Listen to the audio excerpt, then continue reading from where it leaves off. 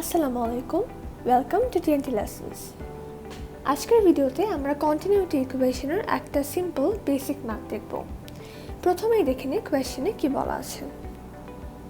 কোয়েশ্চেনে বলা আছে oil is flowing in a pipe from section A to B. At section A, its velocity is 2 meters per second. The diameters of the pipe at section A and B are 200 millimeter and 60 millimeter respectively. Given relative density of oil is 0.86. Find mass flow rate, weight flow rate, volume flow rate or discharge, velocity at section B.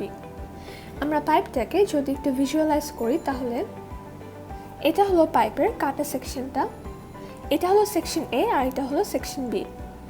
Section A তে diameter বলা আছে 200 millimetre আর B তে বলা আছে 60। এটাও বলা আছে যে অয়েলটা A থেকে B তে ফ্লো করছে আর সেকশন A তে অয়েলের ভেলোসিটি দেওয়া আছে 2 মিটার পার সেকেন্ড। তো প্রথমে আমাদেরকে অয়েলটার এইসব ফ্লো রেটগুলো বের করতে হবে। আমরা একটু দেখেছি এগুলো বলতে আসলে কি বোঝানো হয়েছে। ম্যাস ফ্লো রেট যেটাকে M দিয়ে দেখানো হচ্ছে সেটা হলো আসলে ফ্লুইডের ম্যাস ডিভাইডেড বাই টাইম। এটাকে বের করা যায় rho into area into velocity দিয়ে। এরিয়া ইন্টু ভেলোসিটি আসলে হলো ভলিউম বাই টাইম আর ভলিউম ইন্টু ডেন্সিটি হলো ম্যাস। তো ম্যাস ডিভাইডেড বাই টাইমকে ম্যাস ফ্লো রেট বলা হচ্ছে। এটার ইউনিট হলো KG per second. Weight flow rate হলো weight divided by time. So আমরা যদি ম্যাস ফ্লো রেটকে জি দিয়ে মাল্টিপ্লাই করি তাহলে আমরা ওয়েট ফ্লো রেট পেয়ে যাব। এখন রোকে জি দিয়ে মাল্টিপ্লাই করলে আমরা গামা পাই যেটা হলো স্পেসিফিক ওয়েট। তো আমরা যখন ম্যাস ফ্লো রেটটাকে জি দিয়ে মাল্টিপ্লাই করছি আমরা পাবো rho into g into a into v. So rho into জিটাকে এখানে গামা দিয়ে রিপ্লেস করা হয়েছে। ওয়েট ফ্লো রেটের ইউনিট হলো নিউটন পার সেকেন্ড। এখন দেখি ভলিউম ফ্লো রেট বলতে আসলে কি বোঝাচ্ছে। আচ্ছা, এটা একটু ইন্টারেস্টিং কারণ যেটাকে আমরা ডিসচার্জ বলে জানি সেটাই হলো আসলে ভলিউম ফ্লো রেট। আমরা অলরেডি জানি discharge equals to area into velocity and এটার ইউনিট হলো মিটার কিউব পার সেকেন্ড। এখন আমরা দেখি যে এগুলো কিভাবে বের করা যায়। সো ফার্স্টে আমরা আসি ম্যাস ফ্লো রেটে। ম্যাস ফ্লো রেটের জন্য আমাদেরকে rho into area into velocity করতে হবে। এখন রো হলো ডেন্সিটি, অয়েলের ডেন্সিটিটা এখানে ডিরেক্টলি দেওয়া নেই, আমাদেরকে বের করতে হবে রিলেটিভ ডেন্সিটির ফর্মুলা দিয়ে। সো এই ফর্মুলা অনুযায়ী relative density equals to density of any substance divided by density of water. এখানে আমাদের সাবস্টেন্সটা হলো অয়েল। তো অয়েলের যে ডেন্সিটি সেটা বের করার জন্য আমাদেরকে ওয়াটারের ডেন্সিটির সাথে রিলেটিভ ডেন্সিটিটাকে মাল্টিপ্লাই করতে হবে। সো আমরা দেখি যে 1 বের করার জন্য ডেন্সিটি অফ অয়েলটা আসলে কি, density of water into relative density. Density of water হলো 1000 কেজি পার মিটার কিউব আর রিলেটিভ ডেন্সিটি আমাদের একটা দেওয়া আছে 0.86। এটার অ্যান্সার আসবে 860 কেজি পার মিটার কিউব।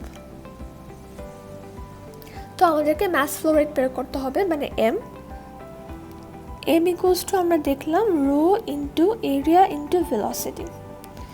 আচ্ছা, রো আমরা অলরেডি বের করলাম 860। এখন এরিয়া আমরা কোনটা নিব? আমাদের কাছে কিন্তু দুইটা ডায়ামিটার দেওয়া আছে, সেটা হলো 260, বাট আমরা কোনটা ইউজ করব?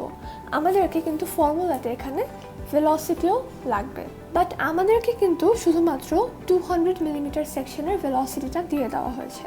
ওই জন্য আমরা এরিয়ার ক্ষেত্রে 200 মিলিমিটার ডায়ামিটার ধরে ম্যাস ফ্লো রেটটা বের করব। তো এরিয়া আমরা জানি হলো pi d square by 4। Pi into D square, d হলো 200 যেটা কিনা মিলিমিটারসে দেওয়া আছে, সেটাকে আমাদের মিটারে কনভার্ট করে নিতে হবে। তার জন্য আমরা 200 ইন্টু 10 টু দি পাওয়ার -3 করব। ইন্টু ভি হলো 2 দেওয়া আছে, এটার অ্যান্সার আসবে 54.04 কেজি পার সেকেন্ড। তো মাস ফ্লো রেটটা আমরা বের করে ফেললাম। এখন আসি আমাদেরকে নেক্সট কি বের করতে হবে, ওয়েট ফ্লো রেট। আমরা যেটা বলেছিলাম যে মাস ফ্লো রেটের সাথে যদি জি দিয়ে মাল্টিপ্লাই করে দিই তাহলে আমরা ওয়েট ফ্লো রেট পেয়ে যাব। So W equals to M into g. Mass flow rate কিন্তু আমরা একটু আগেই বের করলাম 54.04, এটা ইন্টু জি যদি করি 9.81, এটার অ্যান্সার আসবে 530.09। এটার ইউনিট আমরা আগেই বলেছিলাম নিউটন পার সেকেন্ড হবে। এরপরে আমাদেরকে বের করতে হবে ভলিউম ফ্লো রেট অথবা ডিসচার্জ। ডিসচার্জের জন্য আমাদেরকে এরিয়া ইন্টু ভেলোসিটি করতে হবে। এরিয়া আমরা তখন দেখলাম pi into 200 into 10⁻³ whole square by 4 into velocity হলো 2, এটার অ্যান্সার আসবে 0.063 মিটার কিউব পার সেকেন্ড। আচ্ছা, এখন আমরা চলে যাই লাস্ট কোয়েশ্চেনটায়, সেটা হলো সেকশন বির ভেলোসিটি বের করতে হবে।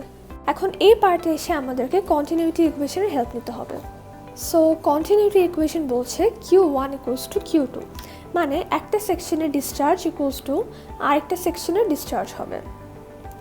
আমরা এখানে শুরুতেই দেখেছিলাম যে দুইটা সেকশন আছে, সেকশন এ অ্যান্ড বি।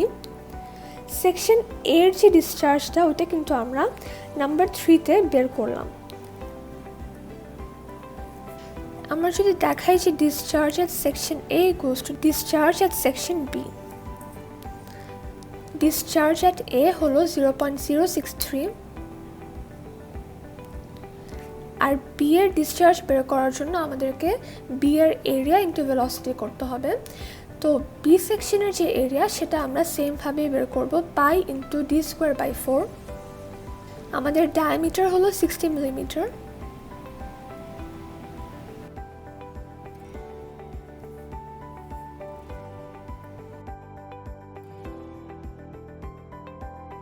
তার সাথে আমাদেরকে ভেলোসিটি অ্যাট বি মাল্টিপ্লাই করতে হবে, যেটা আমরা জানি না আমাদেরকে বের করতে হবে।